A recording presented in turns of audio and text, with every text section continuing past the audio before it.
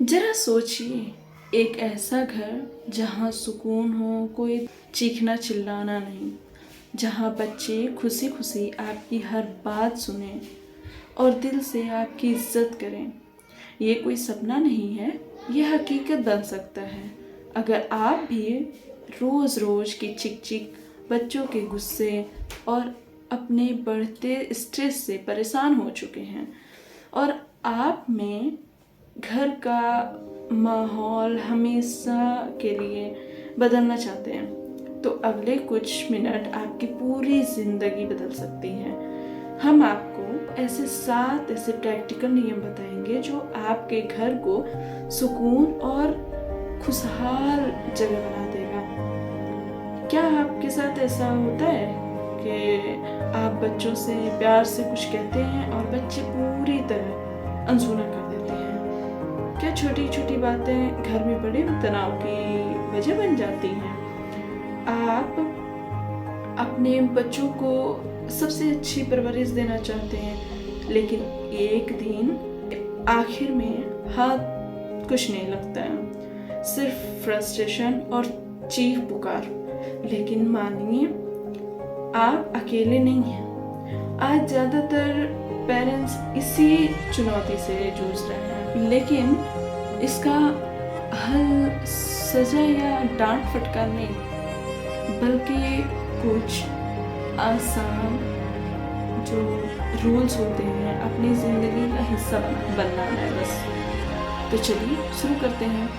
मैंने आपको 7 रूल बताए हैं स्टार्टिंग में। तो वो 7 रूल्स में पहला रूल ये है कि आप आईना हैं, बच्चे आपकी परछाई। इसे ऐसे समझते हैं जैसे हमारा पहला और सबसे ज़रूरी नियम है ये, ठीक है? तो आप अपने बच्चों में देखना चाहते हैं, बच्चे लेक्चर से नहीं सीखते, वो आपको देखकर सीखते हैं। अगर आप चाहते हैं कि आपका बच्चा सबसे इज्जत से बात करे, तो सबसे पहले आपको उनकी इज्जत करनी होगी। जब वो बात करने आए तो आप अपना फ़ोन साइड में कर लीजिए, आप उनकी आंखों में आंखें डालकर बात करिए और उनकी बात अच्छे से सुनिए। आपसे कोई गलती हो जाए तो सॉरी बोलने में कोई हिचकिचाहट मत करिए। जब आप घर में एक दूसरे से प्यार और सम्मान से पेश आएंगे तो बच्चे खुद ब खुद वही सीखेंगे।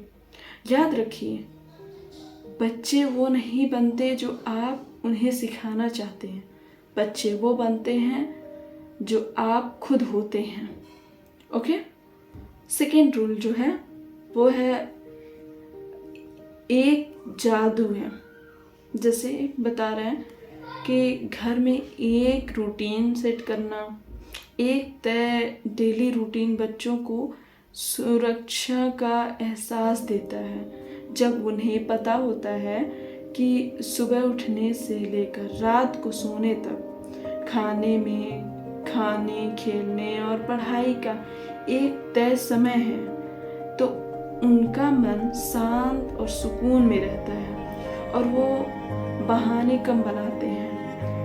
अब रूटीन का मतलब ये बिल्कुल नहीं है कि घर को फौजी कैंप बना देना है, बल्कि एक ऐसा फ्रेमवर्क तैयार करना है जो सबके दिन को आसान बना दे। जैसे होमवर्क ख़त्म होगा, हम पार्क में चलेंगे, या डिनर के बाद आज हम सब मिलकर कहानी पढ़ेंगे। एक अच्छा रूटीन बच्चों में अनुशासन और समय की कीमत समझने की आदत डालता है। ओके? ये था दूसरा रूल। अब तीसरा रूल ये है हमारा कि तीसरा रूल ये कहता है कि सुनिए, सिर्फ जवाब देने के लिए नहीं। ये तीसरा रूल है। अब इसे ऐसे समझते हैं जैसे ऐसे समझ लीजिए कि कम्युनिकेशन से है ये जुड़ा हुआ है। तो अपने बच्चों की बात सिर्फ जवाब देने के लिए नहीं, बल्कि उन्हें समझने के लिए सुनें। अक्सर हम इतने बिजी होते हैं जो बात होती है हम बीच में ही काट देते हैं, उसे बचकाना समझकर टाल देते हैं। ये सबसे बड़ी गलती है। जब आपका बच्चा अपनी कोई परेशानी या खुशी बताए तो उसे अपना 100% अटेंशन दीजिए। उसकी भावनाओं को फील करिए, उसकी जो फीलिंग है उसको फील करिए। आप कह सकते हैं मैं समझ सकता हूँ, मैं समझ सकती हूँ, तुम्हें दोस्त की बात से बहुत बुरा लगा है। जब बच्चों को लगता है कि उनकी बातों को सुना जा रहा है तो आपका रिश्ता इतना मजबूत हो जाता है कि वो आपसे कुछ नहीं छिपाते हैं। ये था तीसरा रूल। अब हम चौथे रूल की बात करें। जज्बातों को वैलिड करें, डिसमिस नहीं। अब इसे ऐसे समझते हैं कि बच्चों की फीलिंग को सही ठहराइए, उन्हें खारिज मत कीजिए। अक्सर जब बच्चा गुस्सा करता है या रोता है तो हम कहते हैं चुप हो जाओ, इसमें रोने वाली क्या बात है। ऐसा करके आप उन्हें फील कराते हैं कि उनकी फीलिंग गलत है। इसके बजाय उनकी भावनाओं को एक नाम दें। जैसे आप कह सकते हैं लगता है तुम बहुत गुस्से में हो क्योंकि तुम्हारा खिलौना टूट गया। और जब आप उनकी फीलिंग को समझते हैं तो धीरे धीरे उन्हें कंट्रोल करना भी सीख जाते हैं। ओके, तो ये था चौथा रूल। अब हम पांचवें रूल की डिसिप्लिन प्यार से डर से नहीं, ये हमारा पांचवा रूल। तो पांचवा रूल ये कह रहा है कि डिसिप्लिन प्यार से सीखिए, डर सिखा कर नहीं या डर दिखा कर नहीं। डिसिप्लिन का मतलब सजा देना नहीं बल्कि सही और गलत का फर्क सिखाना है। घर के रूल एकदम साफ रखिए और आसान होने चाहिए। जैसे हम घर में एक दूसरे पर चिल्लाते नहीं हैं या खेलने के बाद खिलौना वापस जगह पर रखते हैं। नियम तोड़ने के नतीजे भी पहले से तय होने चाहिए, जो शांत तरीके से लागू करिए। और हाथ उठाना या बेइज्जती करना बच्चों को जिद्दी और बागी बना देता है। ठीक, ये रहा पांचवा रूल। अब हमारा है छठवां रूल। छठवां रूल ये कह रहा है कि हर दिन थोड़ा स्पेशल टाइम। अब इसका मतलब ये है कि ये जो है ये सुनने में छोटा है पर इसका असर बहुत बड़ा है। हर दिन सिर्फ 15 से 20 मिनट अपने बच्चे के साथ कुछ टाइम बिताइए। और इस दौरान कोई टीवी नहीं, कोई मोबाइल नहीं, सिर्फ आप और आपका बच्चा। आप मिलकर कोई गेम खेल सकते हैं, ड्राइंग कर सकते हैं या बस यूं ही बैठकर पैगंबर और रसूल की बातें कर रहे हैं। या क्वालिटी टाइम आपके रिश्ते की नींव को सीमेंट जैसा मजबूती दे सकता है और बच्चे को फील कराते रहें कि वो आपकी दुनिया में कितने ख़ास हैं। जिन बच्चों को अपने पेरेंट्स से ये अनडिवाइडेड अटेंशन मिल जाता है वे ज़्यादा खुश और कॉन्फिडेंट बनते हैं। अब हमारा है सातवां रूल। सातवां रूल ये कह रहा है कि मैं नहीं, हम की टीम बनाइए। जैसे घर को एक टीम की तरह देखिए और चलाइए। मतलब एक टीम की तरह देखिए और टीम की तरह ही चलाइए।